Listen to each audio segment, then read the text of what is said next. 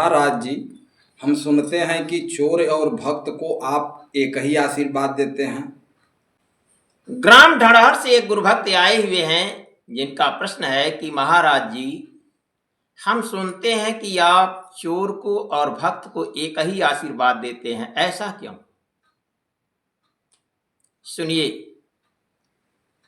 एक गुरुभक्त प्रातः काल की बेला में रोज टहलने के लिए जाता था।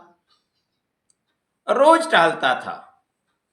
एक रोज उसके दिमाग में आया, जिस रास्ते से रोज टहलता था उस रास्ते को छोड़ करके उस झाड़ झंखाड़ लगे हुए रास्ते की तरफ टहलने के लिए चला गया। टहलते टहलते कुछ दूरी गया तो कुछ दूर जाने के बाद देखा कि एक महात्मा, ठंड के दिन में, सर्दी का मौसम था और बिना वस्त्र के एक नगोटी लगाए हुए भगवान की भजन में रत थे, यानी लीन थे। वह भक्त महात्मा जी को देख करके सोचने लगा कि हम लोग इतना पहने हुए हैं, इतनी ठंडी लग रही है, महात्मा जी बिना वस्त्र के भगवान की तपस्या कर रहे हैं, भजन कर रहे हैं, भजन में लीन है।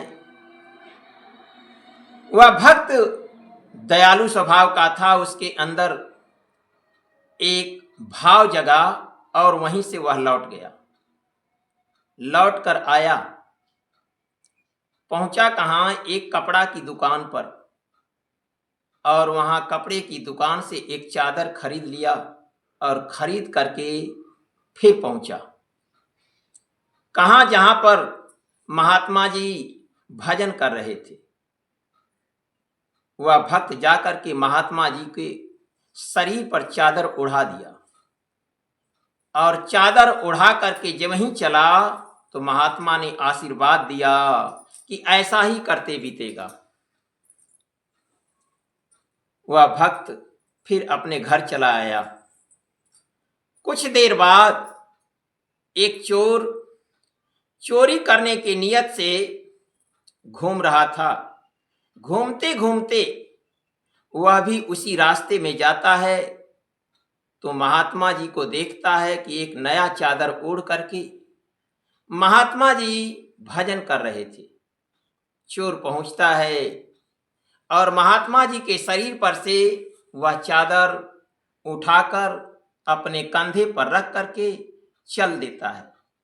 तो महात्मा जी फिर आशीर्वाद देते हैं कि ऐसा ही करते बीतेगा। चोर चला आता है अपने घर। फिर महात्मा जी अपना उसी तरह ठंड में पड़े रहते हैं। रात बीत जाती है। सुबह की बेला में वह भक्त फिर उसी रास्ते में जाता है जिस रास्ते में महात्मा जी बैठे हुए थे।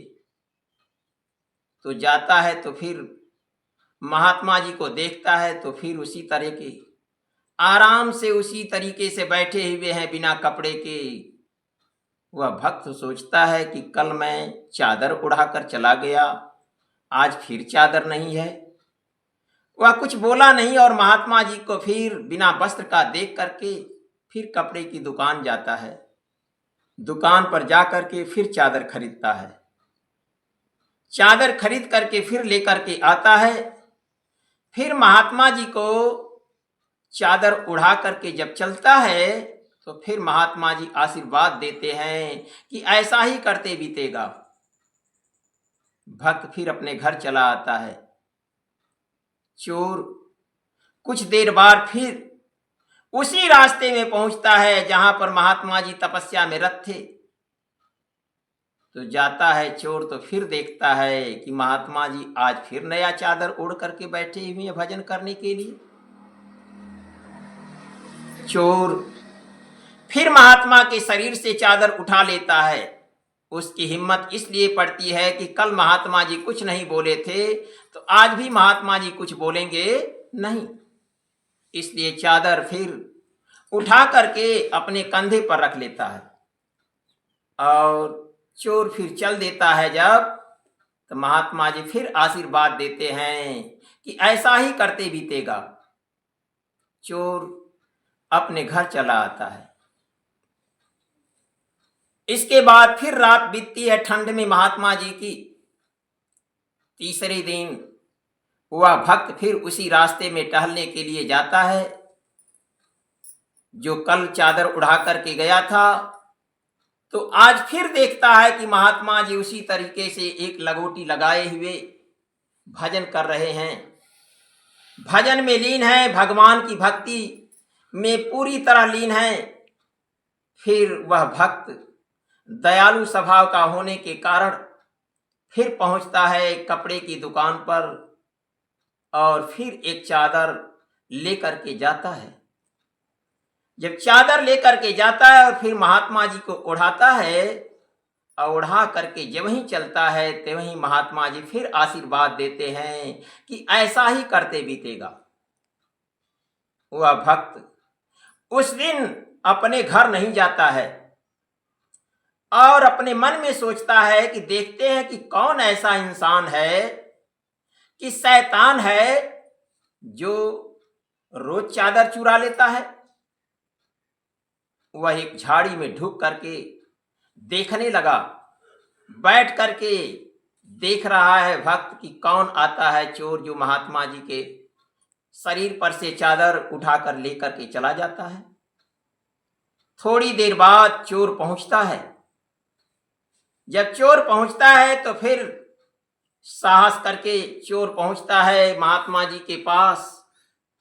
इसलिए साहस जुटाता है कि महात्मा जी तो कुछ बोलते नहीं थे बल्कि आशीर्वाद ही देते थे। और जा करके महात्मा जी के शरीर पर से चादर उठा करके अपने कंधे पर रख करके चोर फिर चल देता है। तो फिर महात्मा जी वही आशीर्वाद देते हैं कि ऐसा ही करते बीतेगा। चोर अपने घर चला जाता है। जब महात्मा जी भजन में से उठते हैं,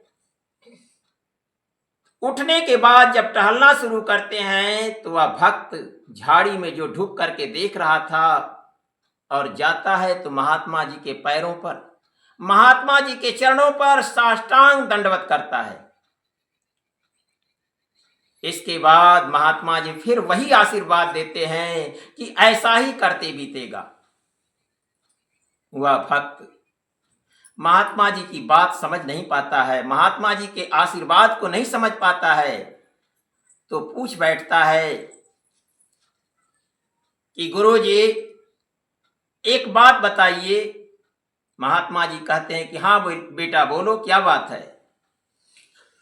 वह भक्त कहता है कि गुरुजी जो आपकी सेवा करता है, यानी जो आपको चादर चढ़ाता है उसे भी वही आशीर्वाद, और जो आपका चादर चुराता है उसे भी वही आशीर्वाद, इसका क्या मतलब। तो महात्मा जी फिर कहते हैं कि हाँ बेटा ऐसा ही करते बीतेगा, ऐसा ही करते बीतेगा, ऐसा ही करते बीतेगा।